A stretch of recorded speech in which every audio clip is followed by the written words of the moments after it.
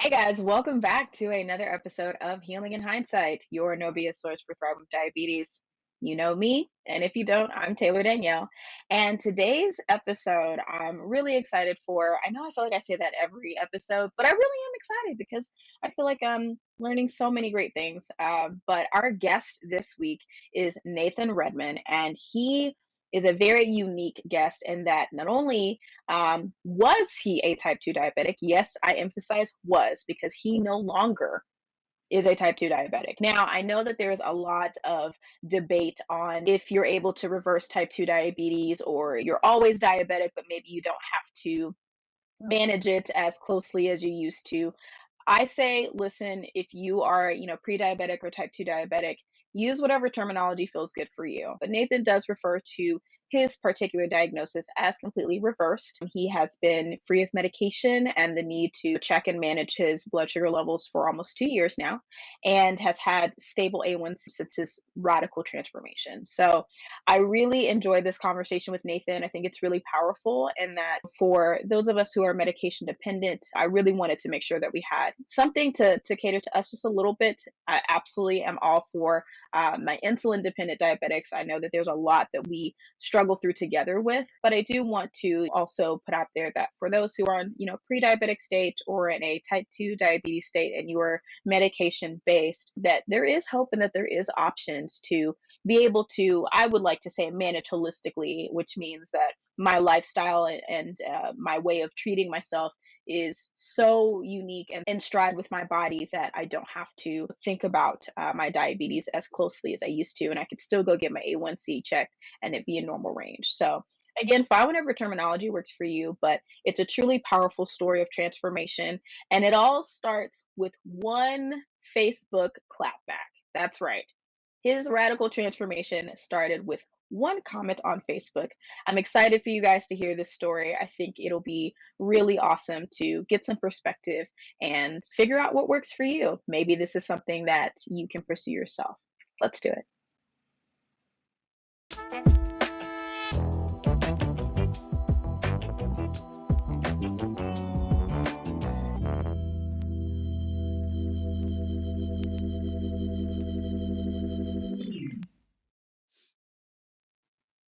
That's really awesome. Well, hi Nathan. It's really exciting to have you. How are you I'm doing today? fantastic. I'm doing very well. Thank you for having me. I appreciate it.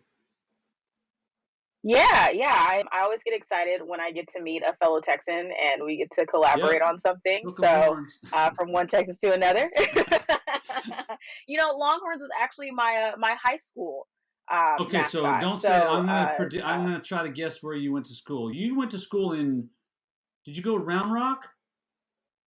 I'm trying to think where the Longhorns no, are. It's on the tip of my tongue. All right, I high school yeah. What was the Longhorns, school?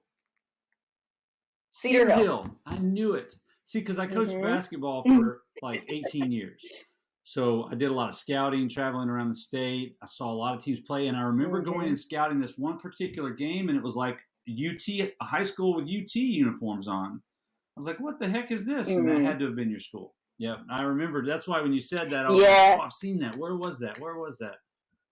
Yeah, it's crazy because the only difference that we had were the colors, but we definitely had a lot of people from my class, especially, who went on to UT because it's just like, oh, it's easy transition, Longhorns here. No, we were red, black, and Okay, I'm white. thinking of a different Yeah, school no then, burnt because there orange. was a school that I scouted once that literally had burnt orange, and I was thinking maybe that was it. So Wow. that's a different school. I was confused on that. But anyway, yeah, I'm a Yeah, Texas boy. South Dallas school. Yeah, Houston, Well, I'm right? in Houston now. I live in a suburb of Houston called the Woodlands, and we're on the north part of Mm. Houston, but I was raised out in Odessa. I Oh, actually okay. graduated from a school called Permian High School out in Odessa, who nobody would know who they are except for the movie Friday Night Lights. So there was a I was gonna yeah, say, I remember we had to read that and exactly. watch So the that book was written in 1989. And I take that back. That book was written in 1988, and I was a junior in high school when the book was written. So all the people that were in the book that are like highlighted, and the people in the movie, those were just friends of mine.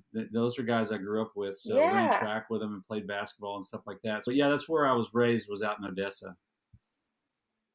That's really cool. Yeah, that was the first time I was ever exposed to that, was when it was brought around as reading literature. And I'm like, okay, this is cool. And understanding the culture of Texas football, because it's a big thing Oh yeah. here. And so that's really cool that you got to be around during the time, and that for you, it's like, oh, that was just a Yeah. regular day in the locker It was room, a you big know? deal, because, when I first moved to Odessa was in 1986, and they had just played Houston Yates in the state championship, I think that 85 year, and just got trounced by Houston Yates. But my dad, I remember him Mm, saying, we're going to move to this town. This is the school. You're going to go to that school. And so it was really cool because my sophomore year, our football team went to the state semifinals. In my junior year, we went to the state semifinals. And in my senior year, we won the state championship. And so that's when that book was written, in the state championships and all the excitement of going to school there. And Mojo was a big, very well known, the whole Mojo thing, Odessa Permian, and then the book being written. mm. So yeah, it was kind of exciting to be a part of all that and be a part of that class. And Booby Miles is like the big name of the movie, and in the book, Booby Miles is like one of the most Yeah. highlighted guys. I'm like, I ran on a sprint relay with Booby my sophomore year. It's like, Booby's just a dude. I mean, he was a man child. Don't get Yeah. me wrong. If you read the book or watched the movie, the way they depict him, the only thing they missed out on is the guy they picked to play his role was not near big enough. That guy was a Mm. monstrous human being in high school, full grown man. But yeah, those were just friends Wow. of mine. Then the book came out, and everyone's like, "Hey, cool, a book came out." And the next thing you know, there's a movie, and then everybody's like talking about the movie. I'm like, "Yeah, that was just high school to us." I mean, but yeah, it was cool being raised out there that time period for sure. Back when they were really dominant in football. That's really awesome. That's really awesome. Well, I know that you and I have met in various clubhouse Yep. rooms, but for those who have not met you, I would love if you could just introduce yourself, talk about your passions, what you're into, and then highlight your diagnosis, but we'll dive deeper into that. Sure. So my story kind of goes back a few years. Here we are talking about sports and my daughter in basketball and this and that. I was a high school and a junior college basketball player. Always took sports very seriously. Played a lot of sports even after high school and college, men's leagues, and always stayed really active. But I got married in 1996, right after I graduated from Texas State down in San Marcos, which at the time was Southwest Texas State. So I'm a Bobcat. And Same. I'm a Bobcat. Get out of here. That is hilarious. Yeah. So I graduated from Southwest in 1996, and I immediately moved to the Woodlands where I am now, started coaching basketball, got married. My son was born in 1997. My first kid was born in 97. My wife and I had just moved here, and I stayed pretty active. I was involved in men's league basketball and church league basketball and all. I tried to stay as involved in different sports as I could because I always loved sports, but little by little, year after year, marriage just kind of slows down your. Sometimes I catch myself saying it causes you not to have time to do things, but the truth of the matter is you just start prioritizing things over sports and over fitness and over athletics, and it's really kind of in some ways an excuse, but at the same time it is about priorities. So from that standpoint, I just slowly but surely got less and less active. And as I got less and less active, I got heavier and heavier until about 2018. I reached my max weight. I got to about 245 pounds. And at that time, it was kind of funny because I was standing in the kitchen one day and my mom was visiting, and I was living a very unhealthy lifestyle as far as eating and drinking and just not taking care of myself at all, no exercise whatsoever. And my mom was visiting from Odessa, and she says, "Nathan, it looks like you're losing weight. What have you been doing to lose weight?" And I literally out loud laughed, like a legitimate LOL, because I was like, "Mom, trust me, I'm not exercising. I'm eating everything that's in front of me. I don't try to eat. There's no way I'm losing weight." And she says, "Hey, you look like you're losing a little weight to me." It's like, well, I don't know. There's no chance I'm losing weight. Well, sure enough, 2 or 3 weeks pass, and I start to notice some clothes that had been a little tight were starting to get a little loose, and some pants starting to get a little loose in the waist. And I'm like, this is kind of weird. I might actually be losing weight, but I'm not doing anything to try. This doesn't make any sense. And then I started having some other strange occurrences. I started being real thirsty all the time. I started going to the bathroom very frequently, like literally once an hour minimum. I was constantly go to the restroom. But at the same time, I was thirsty and felt dehydrated all the time. So I thought, well, no wonder I'm going to the restroom all the time, because I'm drinking so much water and so much fluids, which, to be quite honest with you, wasn't water. I was probably drinking a Dr. Pepper, or I was probably drinking lemonade or something like that to just hydrate myself. So it's just this vicious cycle of thirsty, use the restroom a lot, use the restroom. And then I started waking up in the middle of the night with my fingers being numb and kind of tingling. I'd have to wake up and kind of shake my hands in the middle of the night, trying to get feeling back in them and circulation into my fingers. And then I started getting these sores in my mouth, especially on the back of my tongue, these real sore spots. And I just finally, as a stubborn 46-year-old man at the time, I finally was like, okay, I need to go to the doctor. Something's not right. All these things are not right. I never in a million years thought about blood sugar. I didn't think about diabetes. I didn't know any of the symptoms. My immediate thought was like something really like dire. I've got 6 months to live kind of a thing was going on. I don't want to use the C word, but the C word popped into my head. And I'm like, what the heck is going on here? I'll go to the doctor and get some blood work done, and comes back a few days later, says, hey, yeah, come on in. We got your blood work. We want to talk about it. And I go in and they say, well, we did some blood work and it looks like you're type 2 diabetic. And I remember asking the nurse who was giving me the report, she says, are you type 2 diabetic? And I said, well, do you mean like pre-diabetic? Am I like on the early stages of being diabetic? What exactly am I? And she said, no, sir. She goes, your A1C is 12.1. And a normal A1C is below 5.7. I think she said somewhere between like 5.1, 5.7 is normal. And you're a 12.1. Well, I didn't even really know what that meant, to be honest with you, but I knew obviously that's definitely above 5.7. It wasn't until I started kind of doing some research and talking to other people that people were starting to tell me, dude, you're like a raging type 2 diabetic. That's some of the highest numbers I've ever seen. So the doctor put me on a medication called glipizide. Started taking the glipizide, and I didn't like the way it made me feel. When I was at work, there was actually an incident at work where I almost passed out first thing in the morning. I was a teacher at the time. I was coaching basketball, which is a whole nother ironic story. Here I am coaching athletics, and I'm a PE teacher, and I'm the most unphysically healthy person you can possibly find. I'm a terrible example of what I'm trying to teach other kids to be. So that's a whole nother story. But I was in a basketball class one morning, teaching my off-season basketball class, first period. And I started to get dizzy and kind of lightheaded. I called the nurse. I said, hey, come get me. Something's not right. She took me down to the nurse's station and gave me some crackers or something along that line. And come to find out, the glipizide, I didn't eat breakfast with it. And so it made my blood sugar go way down. And so I just started struggling with how I was feeling. And I didn't like the medication stuff, but I took it for like 3 months. And my A1C, the next time I got it checked, went down to like 9.9. It wasn't that much of an improvement. It was an improvement, but not much. There was a situation, and this is something I don't really talk about all that often. In fact, I've probably only talked about it a couple of times, but maybe it'll help somebody on listening to your podcast. So I'll just kind of spill it out there. March the 15th, no, I'll take that back. March the 31st, 2018, my wife had a friend of hers that was training to do a half marathon. And my wife is really a runner. She's done 3 full marathons, 19 half marathons, countless 5Ks. Wow. She loves running. So she's pretty fit. She's pretty healthy. Me at that time, not so much.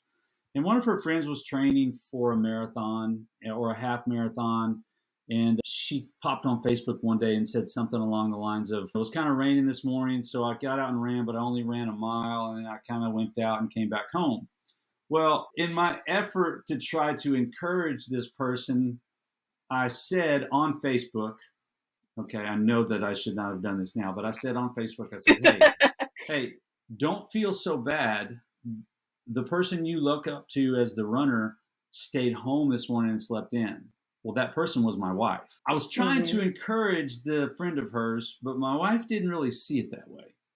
So my wife pops onto Facebook, and her response for all the world to see is, says the guy who hasn't exercised in how long? Oh, yikes. Yeah, that was her comment. So Gotta love those Facebook wars. oh my God. Well, Facebook war when you're upstairs and the person making the comments downstairs. Like, I literally walk to the edge of the stairs and I yell out, I'm like, babe, what the heck? What are you doing? She said, hey, you made the comment. I just responded. And I was like, it was like 5 minutes of tension. Very much. Yeah. I'm not going to use all the conversation that went on there, but let's just say it was a tense conversation. But probably, I could imagine. Yeah, words were shared. But at the same time, I look back on it, and here's what happened in that moment. It woke me up.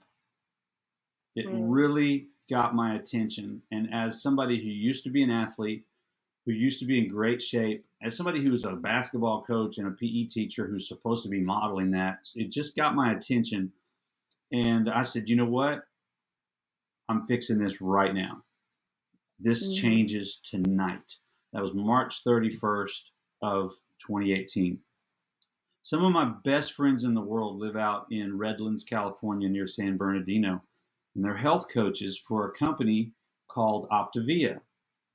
And Optavia specializes in weight loss. That's their expertise. I knew that they could help me because they had helped so many other people, and I had seen so many examples of their coaching. So I called them on the phone. Their names are Brooke and Dave Ross. I called them. I was like, Brooke, Dave, I need your help. I've got to do something about my weight. I've got to do something about my diabetes. Tonight, this changes. And they basically said, okay, this is how our program works. They walked me through the system. On April 15th, I started that program. I was 225 pounds now. I'd lost 20 pounds because of the diabetes. I was 225 pounds, April 15th, 2019. And by July 15th of that same year, I was 185 pounds. I lost 40 pounds in 90 days doing their program with their help and with their coaching. And my A1C went from the 9.9 it had been because of just using the glipizide. It went down to 5.7. And my type 2 diabetes, I know some people argue with me and kind of disagree with me on using the word reversed or healed or corrected. Yeah. I mean, whatever verbiage you want to use, however you want to try to position that, all I know is my A1C went from severely diabetic to normal in 90 days through that program. And that was July 15th of 2019. So here we are coming up on July of 2021, 2 years. My A1C is still normal. My current weight's 178 pounds. I've gotten even better shape. I started running half marathons. I got introduced to triathlon through an Ironman here in Houston. I started training for triathlon. I changed the way that I ate. I even went vegan back in November of 2019. I went vegan and I've been vegan ever since, which is a whole nother thing because a lot of people that are diabetics, they say, well, how do you eat all those carbs, all the rice and all the beans and all the fruits and all the stuff that's so carb heavy? I'm not a doctor. Sure. All I can tell you is when I went to a whole food plant-based diet and I got rid of meat and I got rid of processed foods and I got rid of sugary stuff, my blood sugar's been 1,000% normal ever since I corrected it through the weight loss program. I'm a walking billboard of not only the company that I did the program with, but just that a whole food plant-based diet is actually a solution for, at least it was for me. And so my type 2 diabetes was, I say, reversed. Some people say it wasn't reversed, you'll always have it. Okay. All I know is my A1C is normal. I'm healthy as a horse. And yeah, that's the process that I went through. And it really was all triggered by me making a stupid ass comment to my wife that was insulting to her that I meant to be encouraging to somebody else. But that was the moment that I said, okay, enough is enough. And I made the change. And that was a game changer for me, was when I made that comment. And then my wife, we've even talked about it since then. I'm like, I could not be more grateful that you said what you did. And she said, I had for months and months been looking for a way to get your attention because we were scared for you. We were scared for ourselves. What's going to happen if you go away? We were scared and we didn't know how to get your attention. It's kind of hard. And she said, I just looked at that as my opportunity to kind of kick you in the gut because I knew nothing else I was saying was getting your attention and I had nothing to lose. And when I had nothing to lose, I just took that opportunity. And I tell her all the time, I'm so glad you did. I'm glad you didn't bite your tongue, because if you had, there's no telling if I would have changed at all. And so here I am today. Basically, my life has radically changed because my wife spoke up and was brutally honest with me.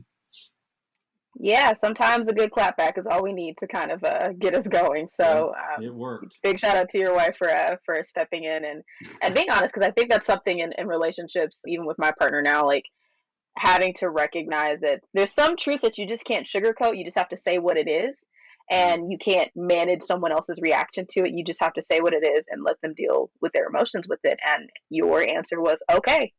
Yeah. That was kind of hurtful, but I needed it, and here you are. So, my competitive I'm really nature, excited. she definitely played into my competitive nature. Oh, yeah. You tell me I can't do something, and it's like, oh. It's on, man. I got an answer for that. I can't do something. The most powerful things I've ever accomplished in my life came off of the heels of somebody telling me I couldn't do it. So she knows that about me, and she used it against me. Well, I have so many questions, but I have to highlight that you are my first diabetic guest who has, I'm with you there of what's the verbiage that we use, but I'll use your terminology, reverse your diagnosis. Now, I've had a lot of people who have been type 1. I've had a MODI guest, so, more insulin dependent guest. You're only my second one that's mainly medication. And even myself, I was on glipizide at one point. My doctor started me on metformin.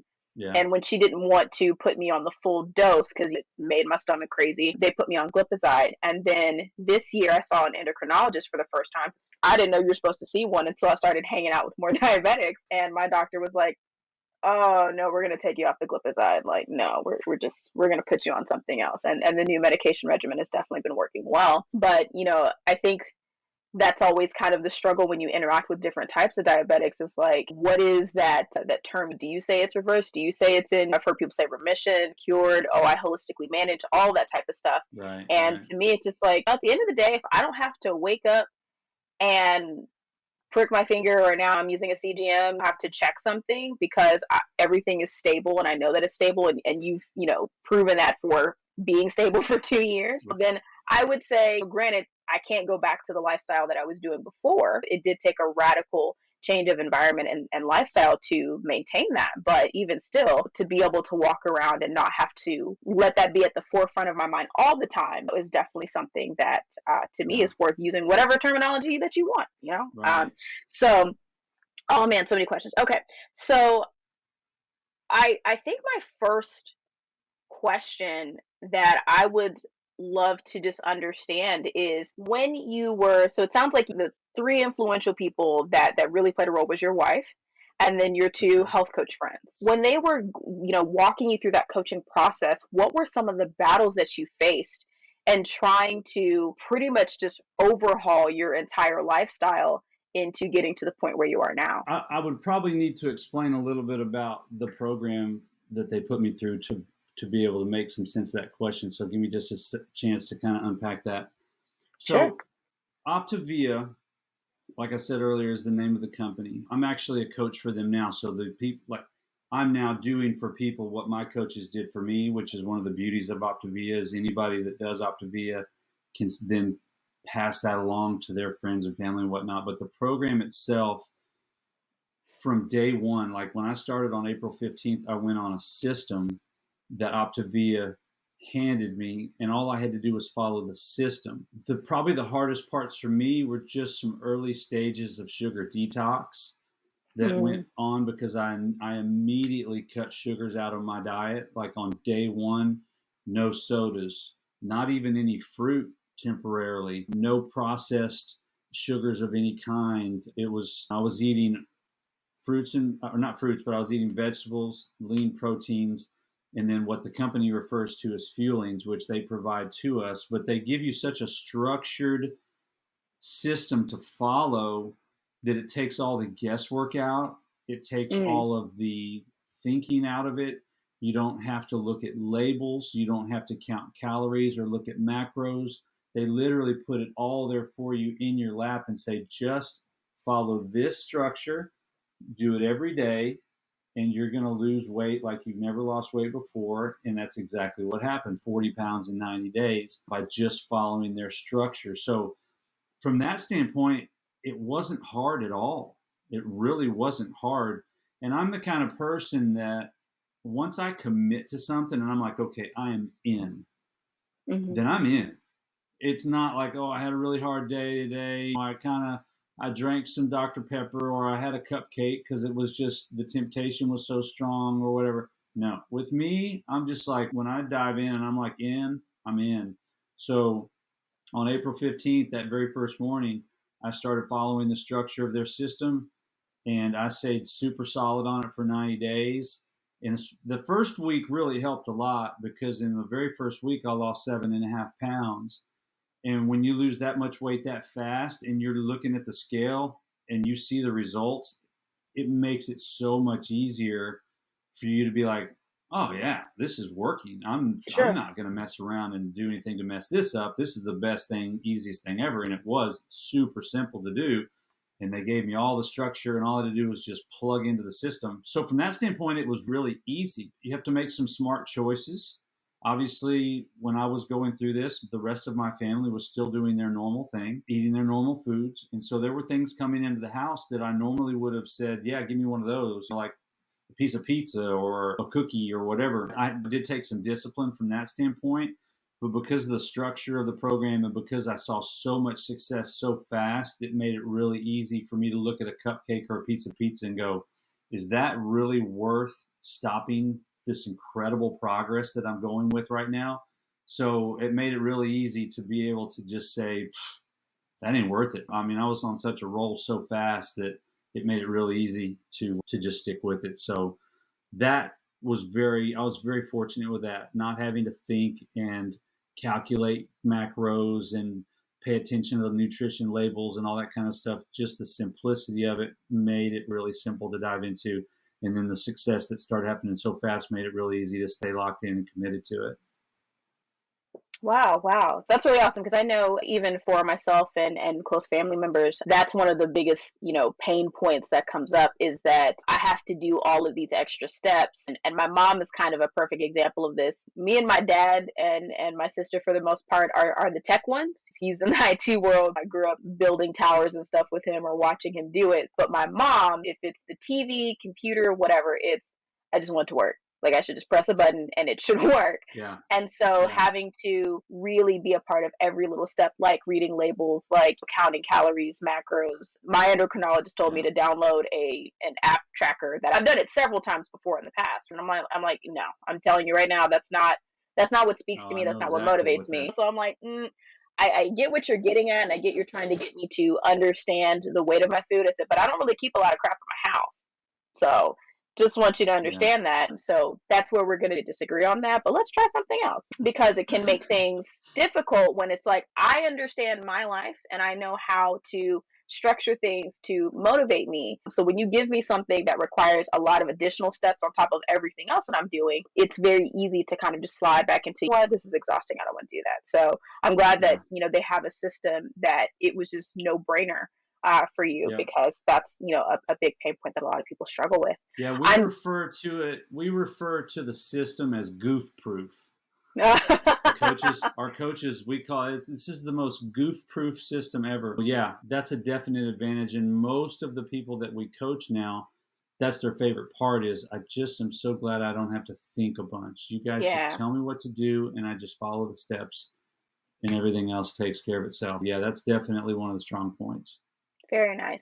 So what was the transition like coming out of the coaching program and reintroducing different foods, even before you went vegan? Like, what was that reintroduction phase like? Or I guess you coach for them now, so do you guys have a reintegration process, and what's that like? Yeah, that's another thing that's really powerful, is that they have a weight loss phase, they have a transition phase, and they have a maintenance program. So literally from the first day that you start the program until however many years down the road you want to continue being on a healthy path, they have it all set up. So like, I went through that 90 days of weight loss, and then I went through a 30-day transition period. And the transition period is just a gradual reintroduction of some of the foods that you didn't eat while you were on program. For example, I mentioned temporarily I didn't have fruit. Once I started my transition, my second week of transition involved me being able to eat fruit every day. Not like an entire pineapple, but a good healthy portion of fruit daily. So yeah, they start you on like week 1, you're able to have any vegetable you want. Mm-hmm. Whereas during weight loss, no sweet potatoes, no regular potatoes, no corn, the Sure. carby type stuff. So week 1, we get to eat any vegetable we want. Week 2, we get to start eating fruit. And then week 3, we get to add dairy back. And then week 4, we get to add some whole grain breads back. Never white bread. I'll never eat white bread again as long as I live. But whole grain, healthy, whole wheat type bread. And so, yeah, they take you through a transition where you can gradually start reintroducing things that you weren't able to have during the weight loss part. And then they show you how to do maintenance, which is just basically by the time, and this is probably the most powerful part of the program. By the time you reach the transition and the maintenance phase, you've done it for so long that it's now habitual. Mm-hmm. And so the way you think about food, your taste buds, literally your microbiome changes so much that you don't crave and hunger for the things that used to get you down. The best example for me is that before I did the program, pizza was my weakness. Mm-hmm. I mean, if I've had people jokingly in the past, you'll hear people say, if you were stranded on a desert island and you could only take one album with you, what album would you take? Mm-hmm. Or if you were stranded on a desert island, you could only take one type of food. That's all you could eat for the rest of your life. My food would have been pizza. Oh, wow. Yeah. So on April 14th, the night before I started my program, I ate an entire DiGiorno's Supreme Pizza.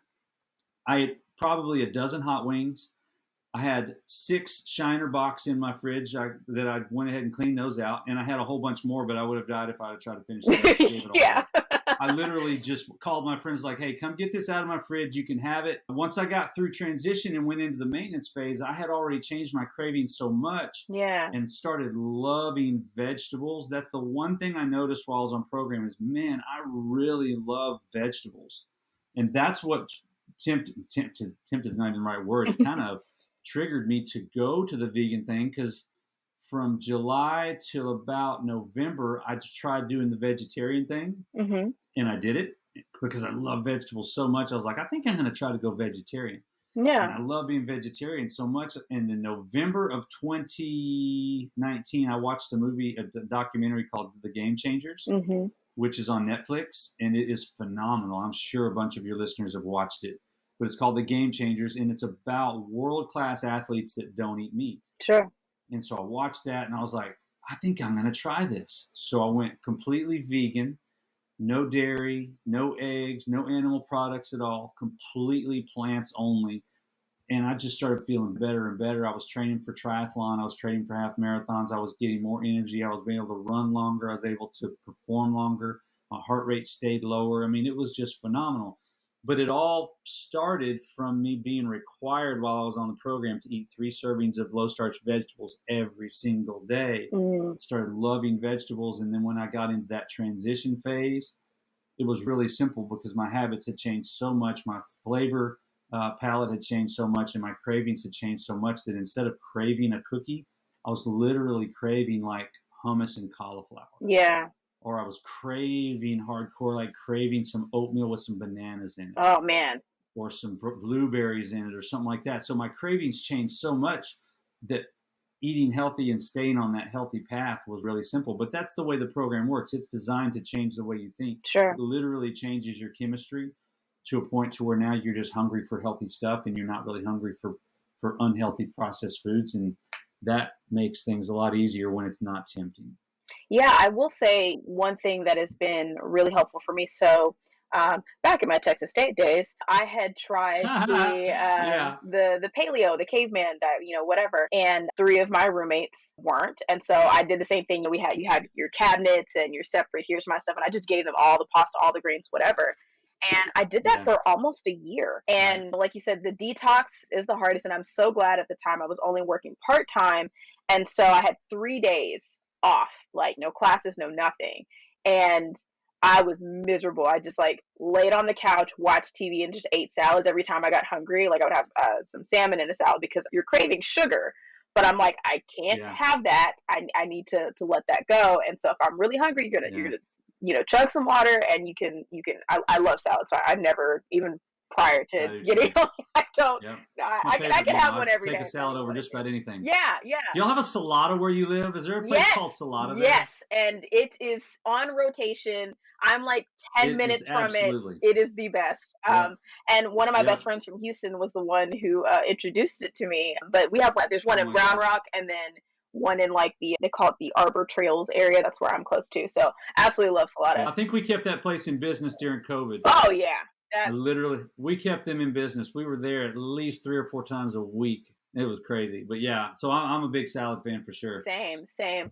It was interesting because I have never looked at processed foods the same since. And like you said, the craving system changes when your body has finally been eliminated of all of that. Every now and then do I have pasta? Sure. But I'm very strategic on where I buy it from, and even if I'm going out to eat, I'm very particular about what's coming after it, because it's never I need to have pasta every day type thing. And I grew up in not only a Black household but an Asian household, and rice and different types of noodles were always there, constant rotation. And I will say, when I first moved from Dallas to San Marcos, I thought that I was going to die because I didn't have a rice cooker to keep in my dorm or anything like that to like make the dishes that I'm used to, because that was one of my chores is, hey, when I get home from school, I make the rice, so my mom, when she gets home, she can cook the rest and it's already good to go. And I realized I was just fine without rice. And so little things like that like showed me, okay, it's really not that detrimental. It's just my body being used to a certain, not only cadence of how much I ate, but just the flavor profile. And the minute that changed, even to this day, I don't really keep a lot of stuff in the house. Now, I don't really restrict myself, because I understand if I want something, it's okay to have it, just moderation. So if I want to have a cookie, I have it, but I don't eat the whole pack like I used to. Things like that. And sometimes I'll get, I think, what was it, Easter? I used to love the Starburst jelly beans, and I was in Walgreens picking something up, and I'm like, I grabbed a bag. It took me forever to finish that bag because I'd have like 4 or 5, and I'm like, this is really so good. I'm like, and then I scare myself. I'm like, this ain't this. It took me forever, and I'm just like, I really used to love these. The fruity candy, and I'll have it every now and then, but it takes forever for me to finish it because I'm just like, it's too much. I keep more apples in my house than I do candy because I love a good cold apple. It tastes so much better to me. I definitely understand that when your whole body chemistry changes, it's crazy the things that you would actually crave over the junk that you used to eat all the time. And for me, especially Caesar salads, that's like, I'm in heaven if you give me a Caesar salad. It's always interesting, the stuff that you pick up. So I want to talk about your career transition, because obviously there was a huge impact with going through this program, and now you work for them. And so what was it about, you already seem to kind of be in the, fitness realm, but for students, which is awesome. But what made you decide, okay, instead of being a molder of young minds, I want to be a molder of adult bodies? What was that transition like for you? And how has that really impacted how you deal with people today?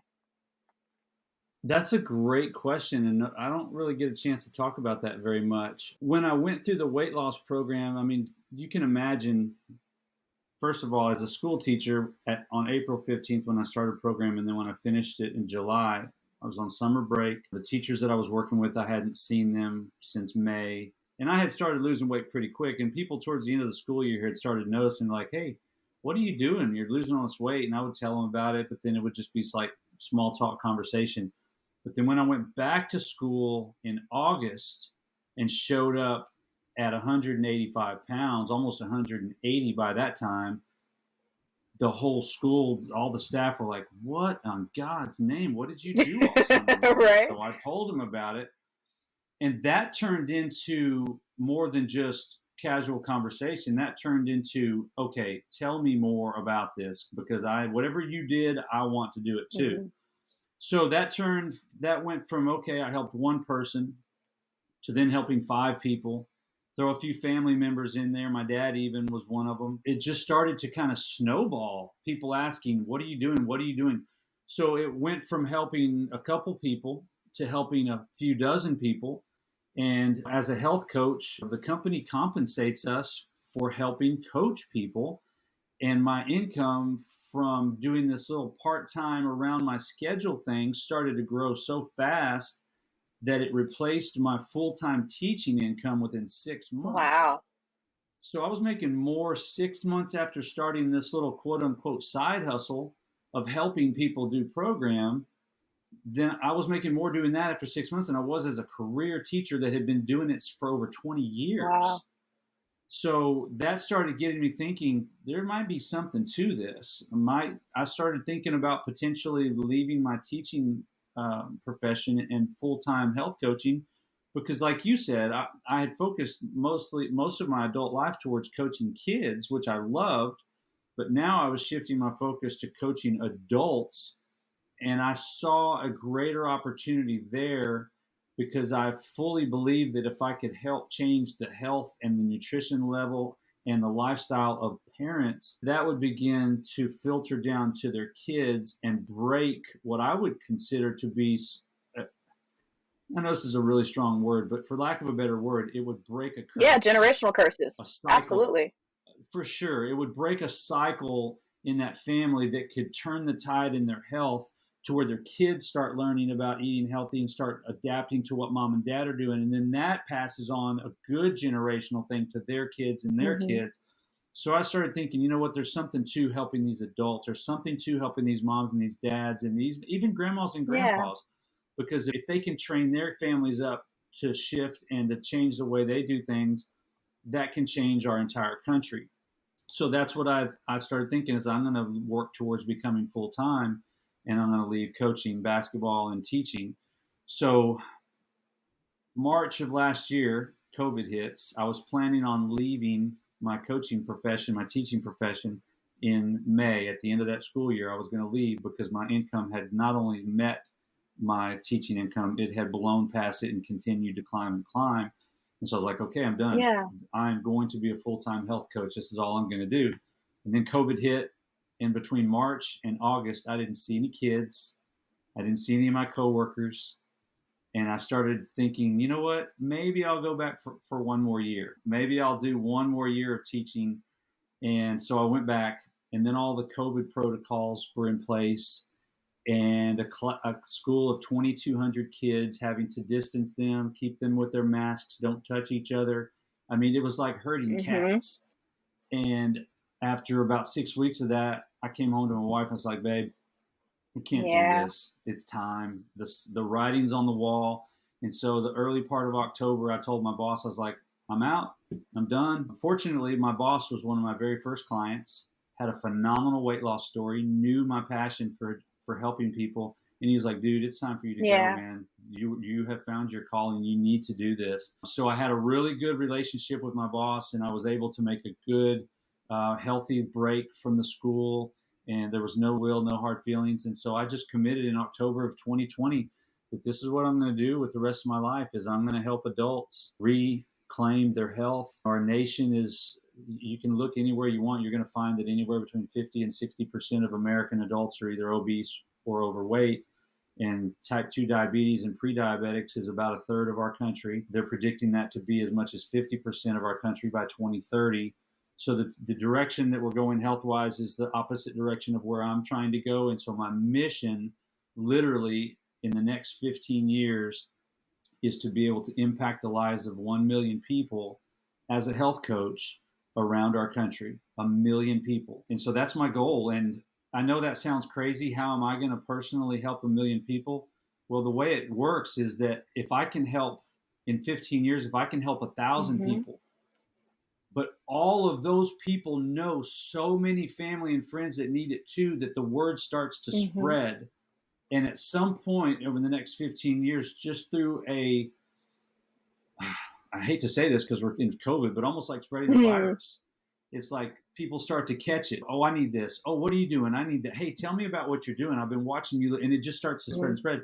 And that's my goal now, is to literally in the next 15 or so years of being a health coach, maybe 20 years, however long it takes, I'm doing it until I retire. That's my vision, is to help change the lives of 1 million people across the United States through health and wellness.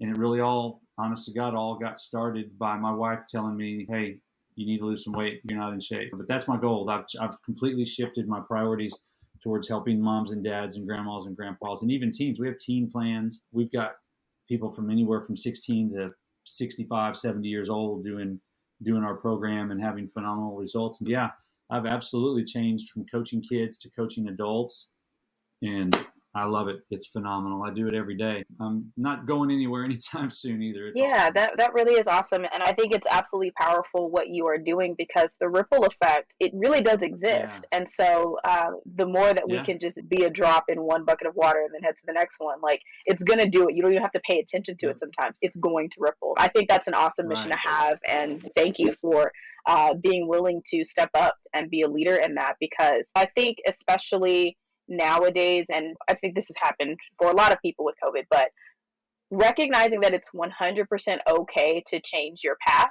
because it's yours to carve. You don't have to wait for permission from anybody. You just have to be in tune with yourself and know it's time to take the leap, and being willing to have faith in that. And I get excited when I hear people say, you know what, I did this for a while and it was great, but it's time to move on. Because I was talking with my mom actually, of like, you work for a company or a place for 15, 20 years, and she was laid off with all the pandemic stuff. And I'm like, okay, Mama, what do you want to do? I'm just like, find another job. And I'm like, yeah, but what do you want to do? Like, getting back in the hamster wheel, I get it. You got to do your thing. But what do you want to do? What is it that you're passionate about that you can, feel good waking up every day about? Because at least what I appreciate about my parents, and I think y'all are actually in the same generation, is that you guys have worked so hard to pave the way for my generation.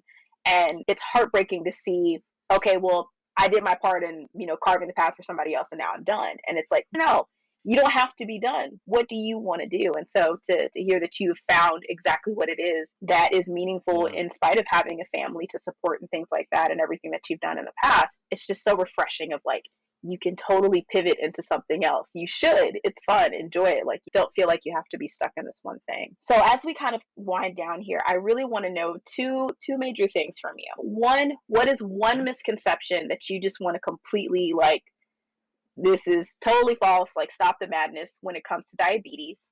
And then what is one piece of advice that you would give someone if they're newly diagnosed? Man, you're asking me to start trouble. Oh, I love trouble. Golly, okay. All right. Well, here goes nothing. So before I say this, let me just say this. Let me give my disclaimer. You're not a medical professional. I'm not a doctor.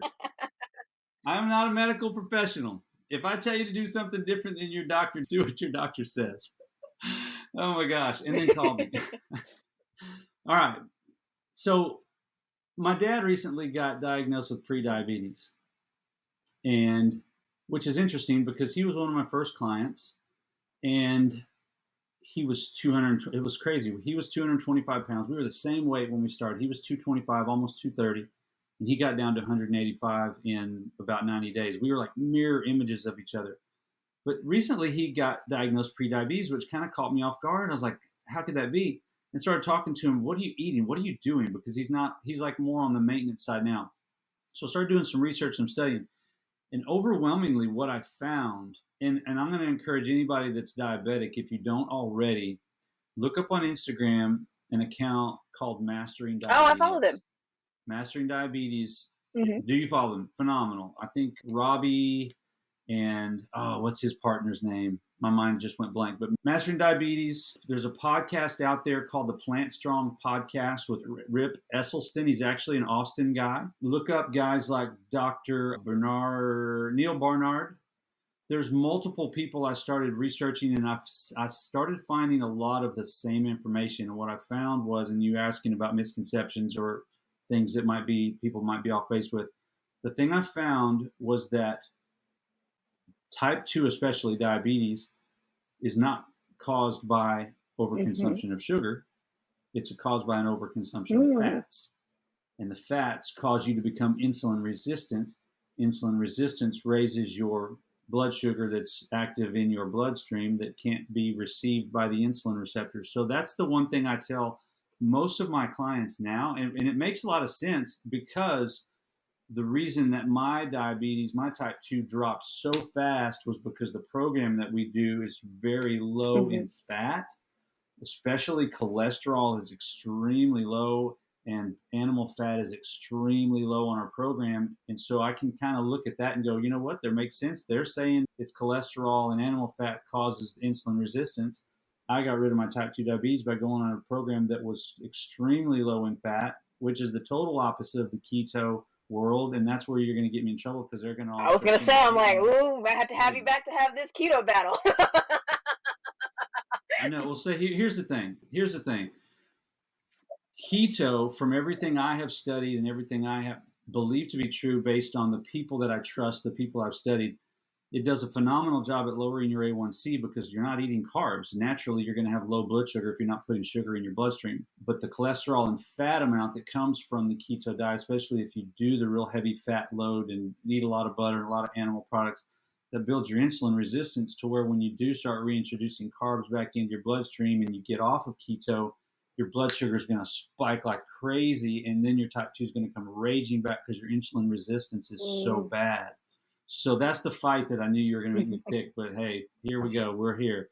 So that's the one thing that I think is a misconception, is that sugar intake is the cause of type 2 diabetes. That's not it. It's fat. And then the next question you said was, I think, a pointer, or go ahead. Give me that second question. What would be one piece of advice, like if you could only say one thing to someone who's newly diagnosed as a diabetic, what would be one thing that you would give them advice on?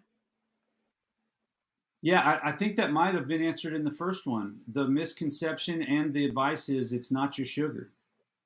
It's not. Now, do you want to get off processed sugar? Sure. Absolutely. Do you want to stop eating cupcakes and M's and Fruit Loops? Absolutely. Stop it right now. But a whole food plant-based diet that has naturally grown carbohydrates that came out of the ground, God didn't put those here to get you sick. That stuff is meant to heal you. It's like the Hippocrates says, let food be thy medicine, and medicine be thy food. Naturally plant-based foods that have carbs in them can be extremely healthy for you. So that would be the one thing I would say to somebody that just gets diagnosed, is cut all the processed stuff out, shift over to a plant-based whole foods type of an approach, and don't worry about the sugar. Definitely worry about the fats and all the oils that you're putting in your food. But if you'll lower your fat intake and you'll get off the processed sugar, you're going to see some dramatic improvements, not increases, but improvements in your blood sugar. Wow. Well, thank you for that. Definitely a lot to chew on here, because I know that there's so much information out there on what works, what doesn't work, and all these things. Yeah. And I'll say, at least my thing is always do your research. Like you said, go talk to your doctor and then call Nathan. But always figure out what works best for your body, because no doctor or coach will ever be able to tell you how you feel about you. I'm so grateful that you were willing to share your story and your process and how you figured out through help with your company what worked best for you. And that led you to where you are now, because I don't think it's talked about often enough of people actually going through the journey of figuring out how your body responds to things and being willing to try it. I don't have anything against veganism. One of my best friends is vegan. Shout out to Kara, the Grateful Girl. But, there's nothing wrong with trying out different things. I tried keto, like you said, the fat did not work for me. It sent me skyrocketing, but I have friends who it works for them. I'm like, cool, not here to preach to you about anything, because it's not my body to kind of worry about. As long as you are happy and healthy. Yeah. Great. But, especially for us as diabetics, there's that extra level of sensitivity of, God, have you been in some of those, in the diabetic Facebook groups at all? Yeah, I'll be honest with you. I have to stay out. I had to hop out. I had to hop out because it was just like, the tear down part of it was just getting understanding of what the community is going through, so that way I can come here and bring in the right people and weigh in and just share thoughts. But to see, hey, I had this meal and to be ripped apart if you had too many carbs, so it's definitely really intense out there. So just keep in mind, do what feels good and what feels best for you, and data is your friend. It's okay to find out numbers and things like that. Everybody's bodies are different. Our microbiome, which that's a totally different podcast, but our microbiome is like a fingerprint. There's no two like it in the whole world. You have your own. So your body might adapt to one thing that your best friend's body doesn't adapt to at all. And it's just because we're internally, our microbiomes are all unique to us. We're all our own snowflake. So what worked for me might not work for everybody. I'm really fortunate as a health coach to have a 95% success rate with my clients. But there are those few that every now and then I'm like, how does that not work? And the only thing I can come up with is, man, their body just has its own way of doing things. And but it's super rare. But yeah, our bodies are very unique. There's no microbiome that's ever been or will ever be that's the same as mine or the same Yeah. as yours or Oh ever man, will. we need that more. That message spread out more, I think. And I feel like it's great being unique. And I think that's the thing when we kind of see these click like cultures. It's like I get that it's nice to want to be a part and be in community. But yeah, I saw some quote somewhere and I can't remember where I saw it and who it said it, but like it went along the lines of like the yearning to belong is more so belonging to yourself before belonging to others, because if you just follow a collective and not understanding who you are first, you don't know how you can support that collective. It might not be doing the same thing as somebody else, so it's definitely important to think Yeah, through that's that. good. Really quick, do you still get your A1C checked? I'm assuming not as regularly, but I'm scheduled to. Yeah, I'm scheduled. I go to my 12-month like little man physical okay, every June. So next month I'll have my nice. next one. Yeah. So I'm actually kind of looking forward to it. The last time I was there, my doctor, he specifically goes, keep at whatever you're doing, keep doing it. And I said, well, this is what I'm doing. I talked about my program. He goes, do you have any business cards? Because I want to send people to you that won't listen to me. I was like, yeah. I took him a big old stack of business cards and I was like, here, send them to me. I can help them. And yeah, my doctor was fully on board when he got my results. And so I'm looking forward to going next month and seeing that everything's fine. Yeah, same. I go later this month.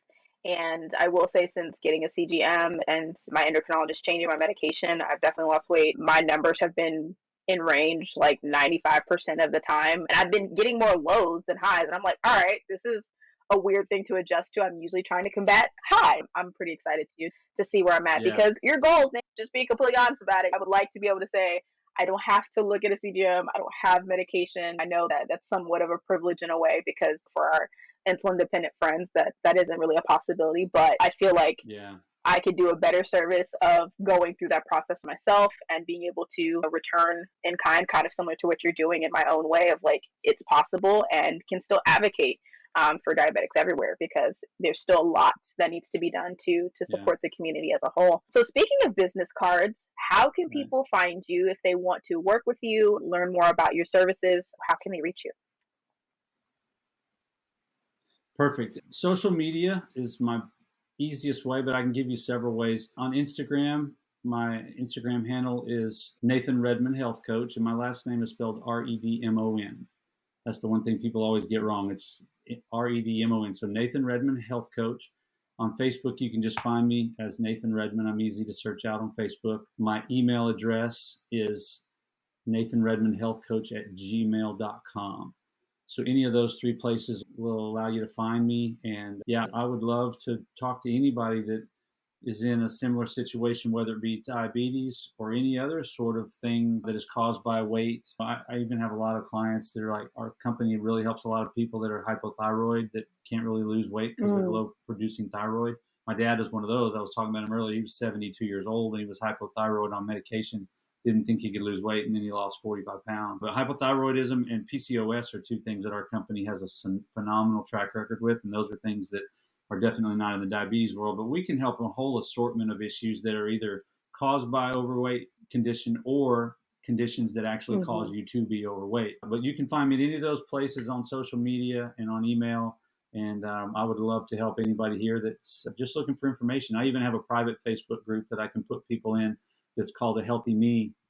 And you can just surf around through there and look. Nobody will even know you're around. You can just kind of look at examples, ask questions, and kind of dig in and get some info. And if it looks like it's something that would work for you or that you'd like to give a try, we can always chat about it, and I can help you get like a 30-day tryout. Awesome stuff. Well, Nathan, thank you so much for coming on, a fellow Texan, fellow Bobcats, all of the things, your story and everything else like that. Because again, I know there's a lot of us, me and my dad talk about this all the time, but getting to a place where I understand my diabetes may be something to keep an eye on, but it's not something that has to be the forefront of my mind. Thank you for being such an inspiration and a change leader in our community. And you guys, make sure you go follow him. Make sure that you reach out to him if you have questions. He's super responsive. I've definitely reached out to him, so he definitely respond to you. And we will catch you guys next week, Tuesdays and Thursdays. And hope you guys have a great rest of your week. Thank you. Wow, that was That was pretty inspirational. I'm not gonna lie, guys. I really want to just thank Nathan for taking the time to share his story and to again be a change maker in the community and trying to help as many people as possible, no matter if they're diabetic or not. I really appreciated him saying as much as he was a molder of minds and was teaching young kids for over 20 years to shift that into helping adults who could have that ripple effect into helping their kids and so on is truly powerful. And it all just means that he's still doing the same thing. So thank you again, Nathan, for lending your wisdom and for lending your time and efforts to everyone that you've helped and everyone that you will help. Be sure to follow Nathan on Instagram. Make sure that you hit him up if you have questions or if you're interested in having him as your health coach. I'm pretty sure he will provide you with as much support and information as possible and will be able to get you to a state that feels good for you. Now, as always, neither of us are medical professionals, so in any pursuit of anything towards your health, make sure that you do your research, talk with your medical team, and make the best decisions that are for you. You already know me, Taylor Danielle. I'll see you guys next week. Again, every Tuesday and Thursday is where you can catch me and all the fun things that we're up to over on Healing in Hindsight. And if you want to be a supporter of the show, I will never ask anybody to pay to listen to me, but if you want to donate to the show in order to keep the lights on and make sure that it's running, feel free to head over to buymeacoffee.com/Taylor Danielle with one L, DANIELE, and feel free to donate a drink to the cause in order to keep this going. But I truly enjoy doing this for the sake of making sure the right information is out there, and I appreciate each and every one of you. We recently hit 300 followers, and I'm still kind of over the moon about that. So thank you guys again for all of your support, all of your words of encouragement, and for those who have come on for being willing to share your story. I'll catch you guys next week.